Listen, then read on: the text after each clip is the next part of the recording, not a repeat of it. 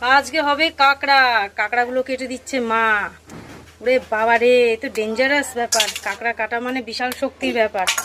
বিশাল ভয় লাগে আমার, ওই জন্য মা কেটে দিচ্ছে আজকে। তোর ভয় লাগে না? কেটে দে তো দুটো কাঁকড়া। দিবি? দুটো কাঁকড়া কেটে দিবি? না। তাহলে তোর ভয় লাগে না বললি? দেখেছিস কিরম ভাবে কাটতে হচ্ছে? দেখ। ওমা, তোমার মাথার মধ্যে তো ঝুল কেন? ঘুরে কপাল, মাথা তো ধুলোয় ভর্তি। কোথায় ঢুকছিলা? ও কাঁকড়া পাড়াইছিল, সেই কাঁকড়া খুঁজতে গেছিল। সিঁড়ির তলায় ঢুকে মাথাটা মতো আমাকে কামড়াবে রে। এর মধ্যে কাটাও হয়ে গেল এতগুলো, এখনো নড়ে। জলের মধ্যে এখনো ঠ্যাংগুলা নড়ে। ওরে বাপরে, কাঁকড়ার ঝাল হবে। দেশি কাঁকড়ার ডিম ছিল, কত ডিম! বাপরে, তাহলে একটা কাঁকড়ার মধ্যে কত ডিম থাকে। ইস, কাটতেও কষ্ট লাগে। মেরে ফেলা হলো। পুজো সব সেরে এসে দেখি এই দেখো, মা পুরো ভালো করে কেটে ধুয়ে আবার গরম জল দিয়েও নাকি ধুয়েছে, নাহলে একটা গন্ধ থাকে, সেই গন্ধটা যায় না। নুন হলুদ মাখিয়ে রেখে দিয়েছে অনেকক্ষণ, সব কেটে রেখেছে। আজকে আমাকে কিচ্ছু করতে হয়নি। আলু কেটেছে, পেঁয়াজ, ধনে পাতা রেখেছে। আবার এই যে এর মধ্যে সব মশলাপাতি করে দিয়েছে, বলছে আর কিছু মশলা করতে হবে না, শুধু শুধু রান্না করো। কড়াইতে তেল গরম হয়ে গেছে, বেলাও অনেক হয়ে গেছে।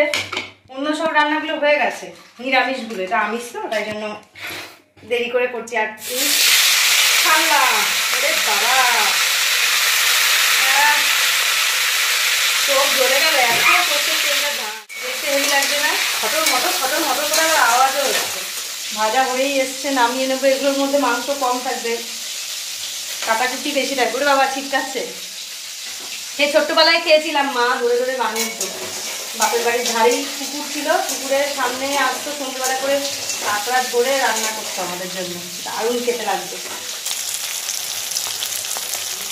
ভাজা বেশ একটা ভালোই গন্ধ বেরোচ্ছে, বুঝেছো? ভাজা হয়ে গেছে মনে হচ্ছে। এবার নামিয়ে হয়ে গেছে, তুলে নিলাম। এবার কড়াইতে পেঁয়াজ দিয়ে দিলাম। এরকমভাবে দেখেছি মা রান্না করতো, আমি অত ভালো পারি না, চেষ্টা করছি। এর আগে একদিন করেছিলাম বড় কাঁকড়া সমুদ্রের, আর আজকে পুকুরের কাঁকড়া হচ্ছে। পেঁয়াজগুলো নরম হয়ে গেছে, এবারে দেখো আলুগুলো ছেড়ে দেবো।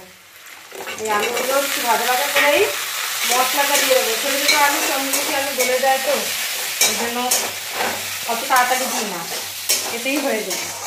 আলুগুলো লাল লাল করে ভাজা হয়ে গেছে, এবার মশলাটাই পুরো দিয়ে দেবো এর মধ্যে। এর মধ্যে ছিল আদা, রসুন, লঙ্কা, টমেটো। ঝালটা একটু বেশি করে দেবে, নাহলে কিন্তু টেস্টটা লাগবে না। ঝালে ঝালেই বেশি কাঁকড়া।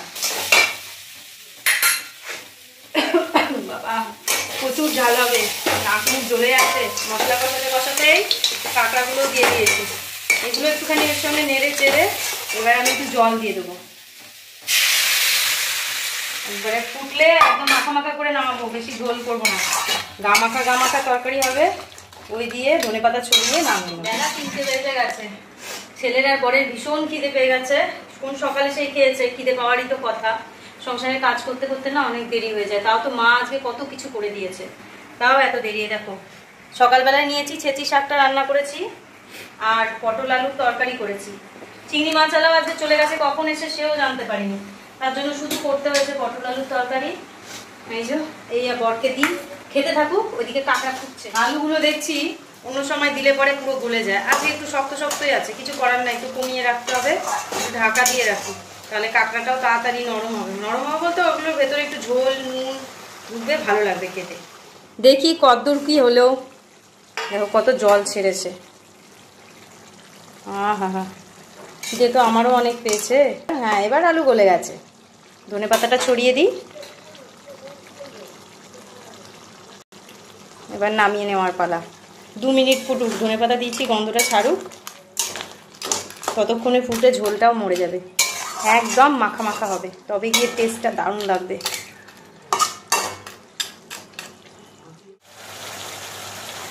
হয়ে গেছে, এবার গ্যাসটাকে বন্ধ করে দিলাম। পুরো কমপ্লিট। এবার থালায় ঢালবো।